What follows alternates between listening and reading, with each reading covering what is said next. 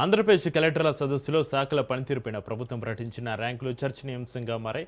Key performance ఇండికేటర్ల ఆధారంగా శాఖలను A B C D కేటగిరీలుగా విభజించి ర్యాంకులు కేటాయించింది ప్రభుత్వం. ఈ ర్యాంకులో బీసీ సంక్షేమ శాఖ 100 పాయింట్స్ తోటి అగ్రస్థానంలో నిలువగా, డిప్యూటీ సీఎం పవన్ కళ్యాణ్ ఆధ్వర్యంలోని అటవీ పర్యావరణ శాఖ 67 పాయింట్స్ తోటి చివరి స్థానంలో నిలిచింది. ఇక 90% పైగా స్కోరు సాధించిన 18 శాఖలు మెరుగైన పనితీరు కనబరిచినట్లుగా అధికారులు పేర్కొన్నారు.